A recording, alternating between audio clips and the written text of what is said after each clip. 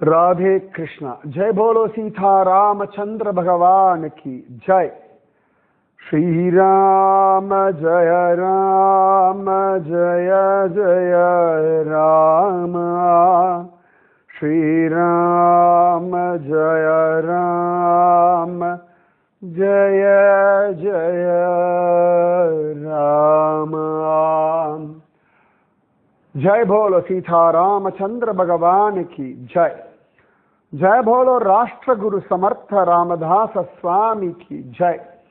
जय बोलो स्वराज्य सिंहासनाधिपति छत्रपति शिवाजी महाराज राजे की जय। जय बोलो वीर धीर सूर आंजनेय स्वामी की जय। जय हिंद, भारत माता की जय। समर्थ रामदास சரியா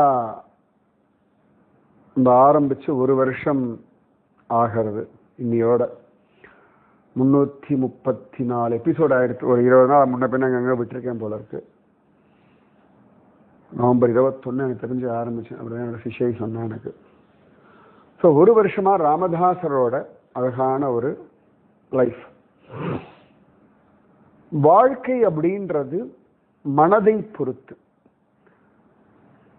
நம்ம எல்லாருக்குமே வாழ்க்கை நல்லா இருக்கு, நமக்கு கிடைக்கிற சம்பவங்கள் இல்லாட்டி ஆப்பர்ச்சுனிட்டிஸ் எல்லாமே நல்லா இருக்கு. நம்ம மனசு தான் தெளிவடையணும், மனசு தான் ஸ்ட்ராங் ஆகணும், மனதில் உறுதி வேண்டும். இந்த வார்த்தை நான் எப்பயுமே சொல்லிட்டு இருக்கேன். மனசுல உறுதி வேணும். என்ன வந்தாலும் பார்த்துக்கலாம், என்ன வந்தாலும் ஹேண்டில் பண்ணலாம். என்ன வந்தாலும்னா நெகட்டிவ் பாசிட்டிவ்னே கிடையாது. பி ரெடி, அவ்வளவுதான்.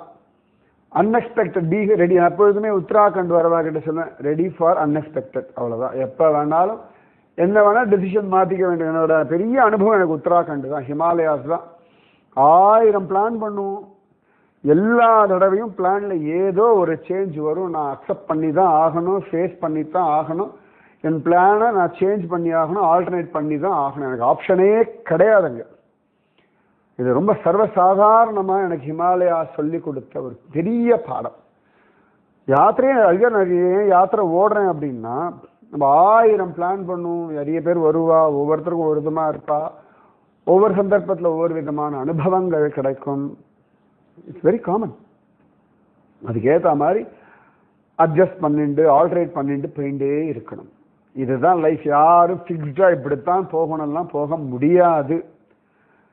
என்ன வந்தாலும் அதற்கேற்ற மாதிரி டெசிஷன்ஸ் அப்பா இருந்தால் அதை மாற்றிக்கிறதுக்கும் அதை சரி பண்ணுறதுக்கும் அதை ரீஃபைன் பண்ணுறதுக்கும் ரெடியாகத்தான் நாம் இருந்து ஆகணும்.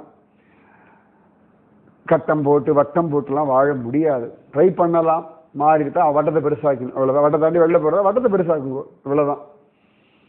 அன்றைக்கி கூட நான் ஒரு அட்வர்டைஸ்மெண்ட் இது பார்த்தேன், ரொம்ப அழகாக இருந்தது. Don't decrease your goals, increase your efforts, அவ்வளோதான். கோல்ஸை குறைக்காதீங்க. ஃபுட்பாலில் கோல் அடிக்கிறத குறைக்காதீங்க, உங்களோட எஃபர்ட்ஸை இன்க்ரீஸ் பண்ணுங்க. அப்போ எவ்வளோ கோல் வேணும்? இப்போ 10 கோல் வேணும், ரொம்ப அழகாக இருக்கும். நான் ஒருத்தனோட இதில் எழுதிருந்தான். ஸோ நான் 10 வாட்டி ஒரு விஷயத்தை ட்ரை பண்ணால் 1 சக்ஸஸ் ஆகிறது. அப்போ எனக்கு 10 சக்ஸஸ் வந்தால் தான் ஐம் ஹாப்பி. அப்போ 10 சக்ஸஸ் ஆகணுன்றதை விட ஓகே 10ல் 1 எனக்கு சக்ஸஸ் ஆகுது, அப்போ நான் 100 ட்ரை பண்ணால் எனக்கு 10 சக்ஸஸ் ஆகும். எனக்கு வேண்டியது 10 சக்ஸஸ். ஓகே, நான் 100 எஃபர்ட்ஸ் போடுறேன். 10 எஃபர்ட்ஸில் எனக்கு 1 6 1 அடிக்கிறது அப்படின்னா ஓகே 10 எனக்கு ஆகணும், 10 வேணும் எனக்கு, அவ்வளோதான். எனக்கு டார்கெட் 10. சரி, 10ல் 1 எனக்கு கெப்பாசிட்டி, ஓகே நான் 100 போடுறேன், 10 வந்துடும். அதுக்கப்புறம் அதை ரீஃபைன் பண்ணிக்கிறேன், அதுக்கப்புறம் மாற்றி மாற்றி மாற்றி ட்ரை பண்ணுறேன். இதுதான் வாழ்க்கை ரகசியம். சங்கரர், ராமானுஜர், மத்வர், சைத்தன்ய மகாபிரபு, நாமதேவர், சமர்த்த ராமதாசர் பாருங்க, ரிஜிடா இருக்க மாட்டாவா. அவளுடைய எண்ணங்கள்ல தெளிவு இருக்கும். ஓகே, இந்த விஷயங்களை நடத்தணும், நடத்தி காட்டணும், நடக்கணும். இதுக்கு நான் என்னெல்லாம் பண்ணணும், எப்படியெல்லாம் நான் மாற்றிக்கணும். இந்த விஷயம் இவா கிட்ட இப்படியா, சரி அவர்கள்கிட்ட அப்படி, அவர்கள்கிட்ட அப்படின்னு இப்படிதான் இருப்பாளே ஒழிய இப்படி நடக்கலைன்னா நான் தண்டம், இப்படி நடக்கலைன்னா நான் வேஸ்ட், இப்படி நடக்கலைன்னா நான் ஒன்றுத்துக்கு லாய்க்கில்லை, நான் ஒன்று இந்த எக்ஸ்ட்ரீம் போயிடுவோம். இல்லாட்டி நினைச்சது நடந்தாச்சுன்னா ஐ ஆம் த பெஸ்ட். இந்த 2 நடுவே ட்ராவல் பண்ணிருக்கோம். அந்த ஒன்று இன்ஃபீரியாரிட்டி இல்லாட்டி சுப்பீரியாரிட்டி. இந்த நியூட்ரல்ல வாழ பழகணும். இப்படி தான் வரும். இது ஒன்று இன்ஃபீரியாரிட்டியே வராது, சுப்பீரியாரிட்டியே வராதுன்னா சொல்ல முடியாது. எல்லாருடைய மைண்ட்லையும் இந்த இன்ஃபீரியாரிட்டி, சுப்பீரியாரிட்டி, தாழ்வு மனப்பான்மையும் உயர்வு மனப்பான்மையும் இப்படி அலபாஞ்சுட்டு தான் இருக்கும். இது நடுவில் தாழ்வு மனப்பான்மை வந்தா அதை அப்படியே நியூட்ரல் பண்ண தெரிஞ்சுக்கணும். உயர்வு மனப்பான்மை வந்தா திரும்பி அதையும் நியூட்ரல் பண்ண தெரிஞ்சுக்கணும். தாழ்வு மனப்பான்மை வந்தா இல்லை எவ்வளவோ தாண்டி நான் வந்திருக்கேன், இதுல இருந்து தாண்டி வெளில வருவேன், அப்படி ஒரு சமாதானம் கொடுத்து மேல வந்து நியூட்ரல் ஆகணும்.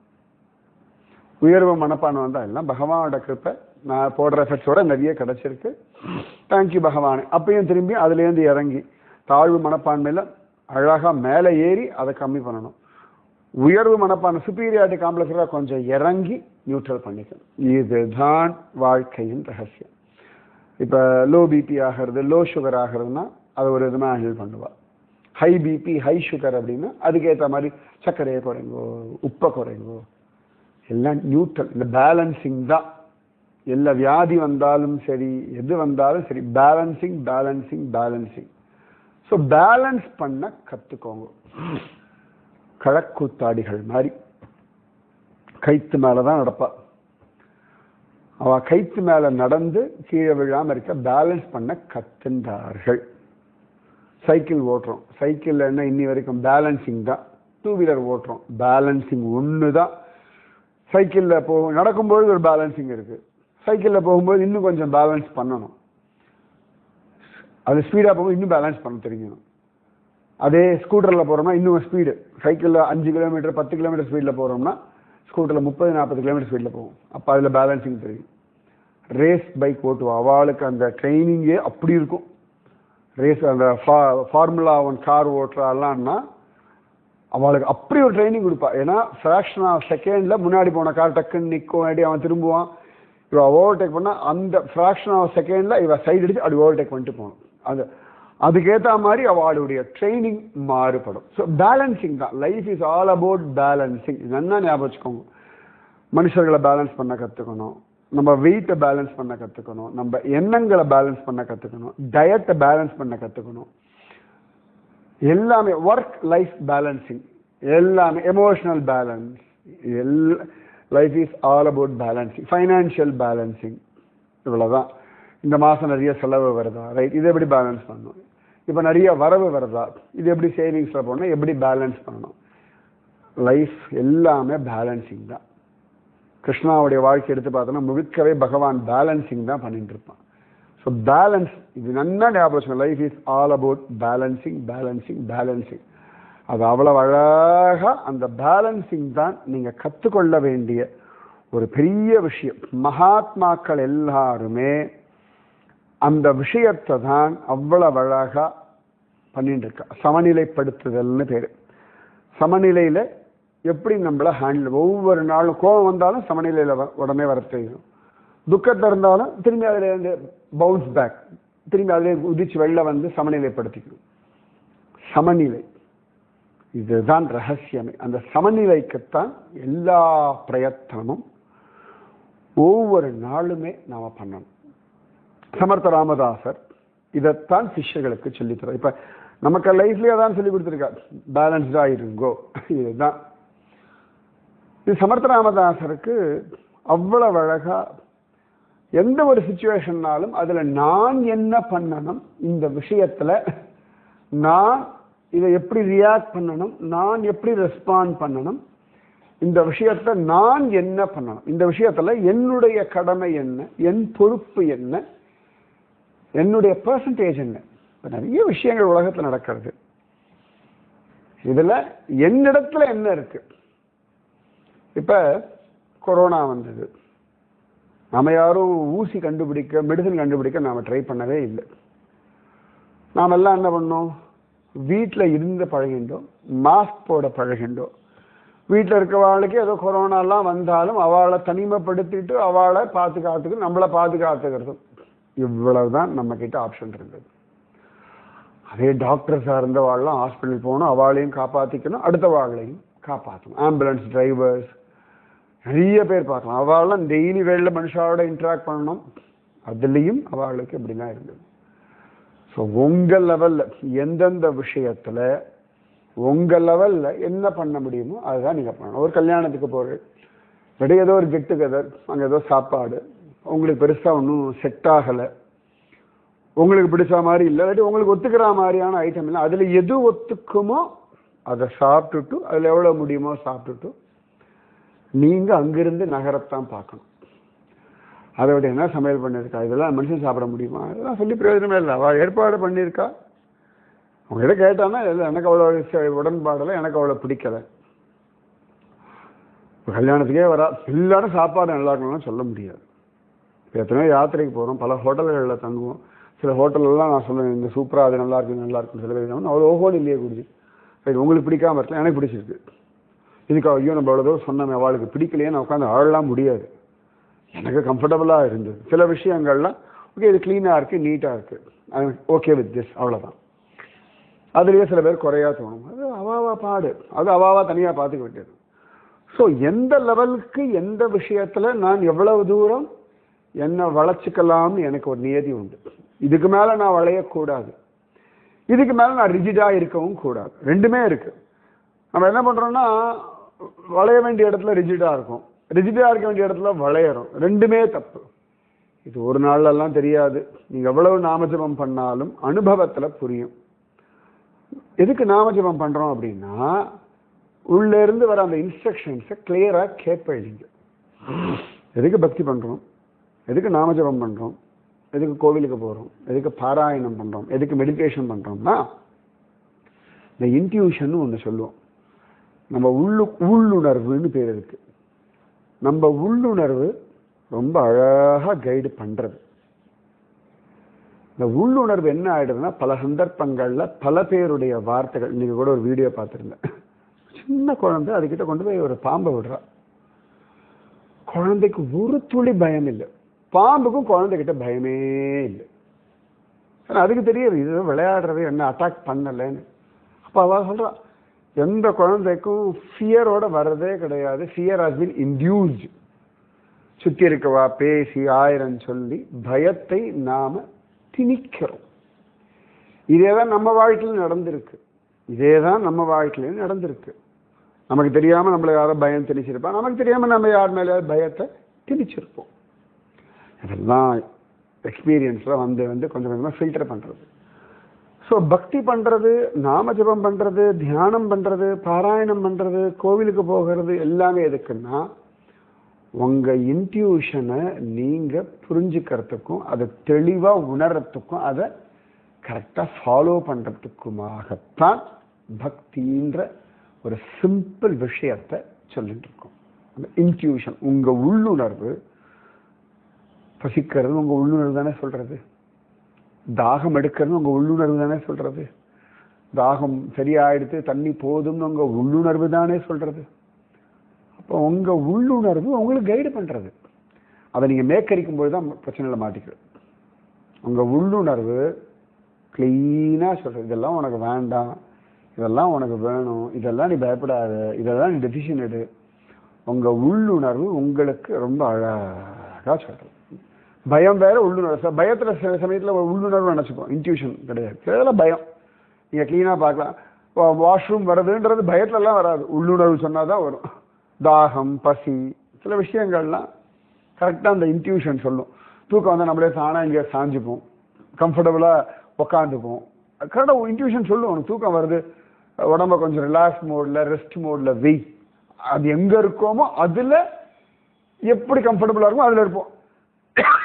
ஃப்ளைட்டா இருந்தா முன்னாடி டேபிள சாஞ்சு அதுல கை வச்சுப்போம்.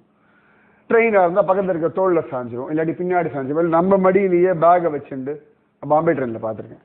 பாம்பே ட்ரெயின் இன்னும் அது அடுத்த லெவல்ல உண்டு. அப்படி ரெண்டு கையை பிடிச்சுட்டே தூங்குவா. அந்த கூட்டத்தோட எப்படி விழமாட்டும் யாரை கூட இருப்பான்னு சொல்லிட்டு அந்த தைரியம் அப்படியே தூங்குறத நான் பார்த்துருக்கேன்.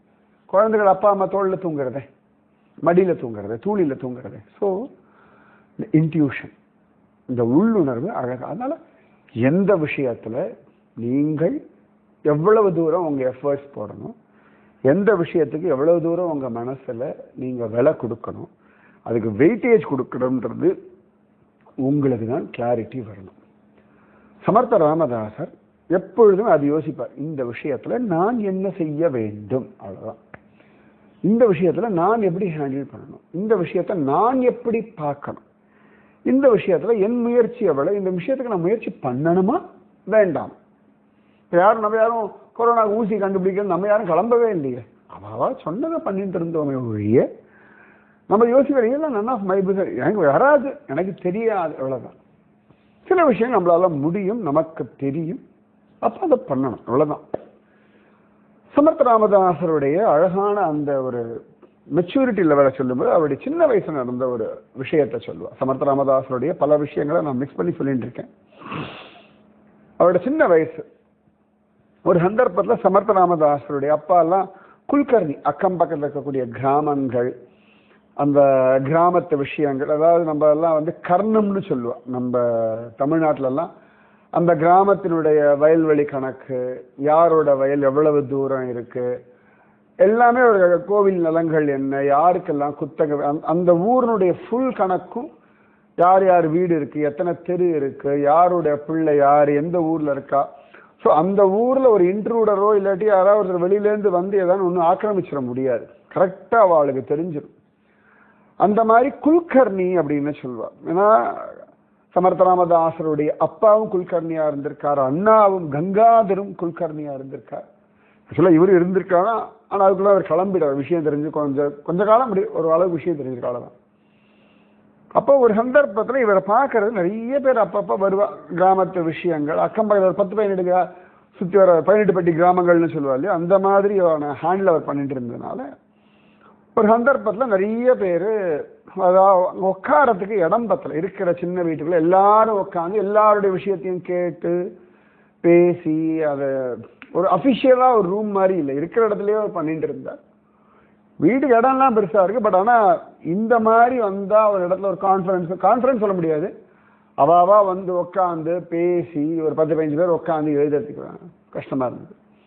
அப்ப அங்க வந்தவா சொன்னா, குல்கர்ணிஜி இந்த மாதிரி எப்படி நீங்க தான் அதை ஹேண்டில் பண்ற, உங்களுக்கு அப்புறம் எப்படியும் உங்க பசங்க தான் ஹேண்டில் பண்ண போறா, இப்படி எல்லாரும் வந்து உட்காந்து பேசுறதுக்கெல்லாம் கொஞ்சம் அசௌகரியமா இருக்கு, நீங்க பக்கத்திலேயே ஒரு ஒரு குடிசை மாதிரி போட்டுன்னா ஒரு ரூம் மாதிரி இருந்தா அட்லீஸ்ட் மற்ற நாங்கள்லாம் வரும்பொழுது அங்கே உட்காந்துட்டு இருந்தோம், வீட்டில் ஆளுக்கும் இடைஞ்சல் இல்லாமல் இருக்கும், எங்களுக்கும் கொஞ்சம் காத்தோட்டமாக இருக்கும், உங்களுக்கும் சுலபமாக இருக்கும் அப்படின்னு. உடனே அவர் சொன்னார், நீங்கள் சொல்றது வாஸ்தவம் தான், பார்க்குறேண்ணா அப்படின்னாரு. இது வந்து சமர்த்த ராமதாசர் காதலே விழுந்தது. அப்போ சின்ன பையன் ஒரு டீனேஜர் அந்த மாதிரி அது காதல் வந்தோன்னா, ஸோ மற்றவாளுக்கு இது வேணும்னு தெரியாது, அப்பாவும் இதை ஆமோதிக்கிறார். ஆனால் பண்ணுறதுக்கு அவருக்கு சமயம் கிடையாது. அவர் காத்தால எழுந்தா பூஜை, அவருடைய ருட்டீன், அப்புறமா குல்கர்ணி வேலை, குடும்ப பாரம், இதெல்லாம் பண்ணணும்னு தோன்றது, பட் அதற்கான சமயம் அவருக்கு ஒன்றும் பெருசாக வாய்க்கிறது இல்லை. அப்போ பார்க்குறார், இப்போ என்ன பண்ணுறார், அவருக்கு ஃப்ரெண்ட்ஸ் எல்லாம் உண்டு, ஃப்ரெண்ட்ஸ் எல்லாம் உடனே ஜாலியாக எல்லாம் சேர்த்துண்டு அங்கே பக்கத்தில் அக்கம் பக்கத்தில் கிராமங்களில் அங்கே அங்கே நிறைய வயக்காடு, மரம் செடி கொடிலாம், அதில் நிறைய மூங்கில் எல்லாம் வெட்டி அவள் அந்த குடிசையெல்லாம் போடுறதுக்கு அந்த ஓலைகள் எடுத்து அதை பின்னி என்னெல்லாம் உண்டு அதுக்கான சணல் இது எல்லாத்தையும் சேகரித்து அதுக்கு அப்பா பாட்டுக்கு ஏதோ வேலை பார்க்க போயிட்டா. முன்னாடி நாள் பேசியிருக்கான், அவெல்லாம் போயாச்சு. அடுத்த நாள் வந்து அழகாக ஃப்ரெண்ட்ஸ் எல்லாம் கூப்பிட்டு கொண்டு வந்து தன் வீட்டில் இருக்க வச்சு அழகாக பார்த்து பார்த்து பார்த்து எல்லாம் பண்ணுறான். அம்மா கேட்குறேன், என்னடான்னா, இல்லைம்மா நேற்று அப்பாவோட அவள்லாம் பேசிகிட்டு இருந்தா அதனால நான் பண்ணுறேன் அப்படின்னு. அம்மா ரொம்ப ஆசையாக அப்படிலாம் பண்ண மாட்டோம், பொறுப்பில்லாத நாராயணன் சுற்றின்னு இருக்கான் அப்படின்னு தான் தோணும். அவர் மனசில் தோணிடுது, இது கிளியராக இருந்தது, எஸ் இது அப்பாவுக்கு பண்ணணும், நான் பண்ணுறேனே, என்னால் பண்ண முடியும், எனக்கு தெரியும், என் ஃப்ரெண்ட்ஸ் வச்சு என்னால் பண்ண முடியும். அந்த ஒரு தன்னம்பிக்கையும் அழகா மற்றவர்களுக்கு செய்ய வேண்டியதுக்காக மற்றவர்களை ஒன்று சேர்த்து ஒரு லீடர்ஷிப் குவாலிட்டி அதுவும் வேணுமே. ஒரு விஷயத்தை ஹேண்டில் பண்ணுறதுக்கு இந்த கெப்பாசிட்டி இருக்குன்னு தனக்கு தெரியணும், அதை ஹேண்டில் பண்ணுறதுக்கான முறைகளும் வேணும். அதுக்காக மக்களை அதுக்கு ஃப்ரெண்ட்ஸ் எல்லாம் வாங்கடா இந்த வேலை பண்ணலாம்டா, எங்கள் வீட்டில் இந்த மாதிரிலாம் தேவைப்படுறதா வாங்கோடான்னு சொல்லி அவளை எல்லாரையும் ஒன்று சேர்த்து சாயங்காலம் அவள் அப்பா போயிட்டு வரத்துக்குள்ள அழகாக அந்த ஒரு குடிசை எப்படி லக்ஷ்மணன் வந்து ராமனுக்காக ஒரு பர்ணசாலை கட்டினானோ அந்த மாதிரி எல்லாம் கட்டி தயார் பண்றா. அவ அப்பாவுக்கு அவ்வளோ சந்தோஷம். எப்படா அதை பண்ண பயல, உனக்கு எப்படி தோணித்து? இல்லைப்பா நேற்று நீங்கள் பேசியிருந்தேன்னு தோணித்து, எங்களால் பண்ண முடியும். அதனால நம்மளால் பண்ண முடியுன்ற விஷயத்தை நம்ம பண்ணுறதுக்கு ஒன்றும் பயப்பட வேண்டாமே. இவா என்ன சொல்லுவா, அவள் என்ன சொல்லுவா, அவள் கொண்டாடணும் இல்லை. It's my duty. என் காதில் விழுந்தாச்சு. சில விஷயங்கள்லாம் நம்ம காதில் விழுந்தாச்சுன்னா நம்ம பாட்டுக்கு ப்ரொசீட் பண்ணிட்டு போயிட்டே இருக்கலாம். சரி, அது அப்பா கிட்ட பர்மிஷன் வாங்கணும், அம்மா கிட்ட பர்மிஷன் வாங்கணும், அண்ணா கிட்ட பர்மிஷன் வாங்கணும், இதுக்குள்ள அவர் போகவே இல்லை. இது வேணும். இதில் அம்மா என்ன பண்ண முடியும்? யாராவது வந்து அவளுக்கு வேணா டீ போட்டு கொடுக்கலாம். இல்லை நம்ம காலமாக டீ போட்டு, அந்த காலத்தில் மோர் கொடுப்பா, அப்படி கஞ்சியை கொடுப்பா. Okay, right. ஃப்ரெண்ட்ஸு தான் வேணா அம்மாட்ட சொன்னால் பண்ண போகிறா. அண்ணா ஒன்றும் சொல்ல போகிறது கிடையாது. அவளுக்கு தொந்தரவு இல்லாத வரைக்கும் யாரும் சொல்ல மாட்டா. அவராக டிசைட் பண்ண எல்லாம் பண்ணால் அப்பாவுக்கு அவ்வளோ சந்தோஷம். அம்மா அண்ணா எல்லாருக்குமே பெரிய சந்தோஷம். ஏன்னு கேட்டால் அந்த டெசிஷன் எடுத்தார், அதை எக்ஸிக்யூட் பண்ணார், நடத்தி காட்டிட்டார். ஸோ இந்த ஒரு தைரியம், இந்த ஒரு நிதானம், அதாவது விவேகானந்தர் சொல்வார், take all the responsibilities on your shoulders. அதே தான், எடுத்துக்கோங்க, ஃபேஸ் பண்ணுங்க. தப்பானா தப்பாட்டமே, திட்டினா திட்டுட்டோமே, கற்றுக்கலாமே, எவ்வளவுதானே. ஸோ அந்த கிளாரிட்டி, இந்த விஷயத்தில் நான் பண்ண முடியுமா முடியாதா, இந்த விஷயத்தில் நான் எவ்வளோ தூரம் பண்ணணும். அவர் உடனே தனியாக நானே எல்லாத்தையும் கட்டுறேன், கொம்பெல்லாம் அதுவும் பண்ணல. ஃப்ரெண்ட்ஸை கூப்பிட்டுட்டார். கூடவர்கள்லாம் இருந்தால் எனக்கு சௌகரியமாக இருக்கும். எப்பொழுதும் ஞாபகம், உங்களுக்கு ஒரு கிளாரிட்டி இருக்குன்னா உலகம் உங்களுக்கு ஒத்தாசை செய்யும். உங்களுக்கு அந்த கிளாரிட்டி வேணும். இந்த விஷயத்த நான் தனியாக பண்ணணுமா, கூட ஆள் வேணுமா? ஆள் வேணும்னா எத்தனை பேர் வேணும்? எந்த விதத்தில் அவ எனக்கு சகாயம் பண்ணணும்? நீங்கள் தெளிவாக முடிவெடுத்து போகும் பொழுது உங்களுக்கான உதவிகள் வசப்படும், வானமே வசப்படும். ஸோ இது ஞாபகம் வச்சுக்கோங்க. உங்கள் ஃபேமிலி விஷயமோ ப்ரொஃபஷனல் விஷயமோ எது வேணா இருக்கட்டும், how you are going to handle this, how much percentage, இதெல்லாம் நீங்கள் பார்த்துட்டோன்னா இன்னும் லைஃப் நல்லா இருக்கும். ராதே கிருஷ்ணா.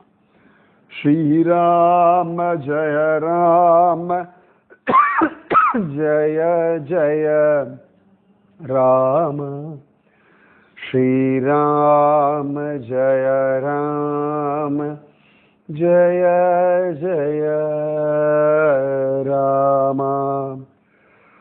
जय बोलो सीता रामचंद्र भगवान की जय. जय बोलो राष्ट्र गुरु समर्थ रामदास स्वामी की जय. जय बोलो स्वराज्य सिंहासनाधिपति छत्रपति शिवाजी महाराज राजे की जय. जय हिंद, भारत माता की जय.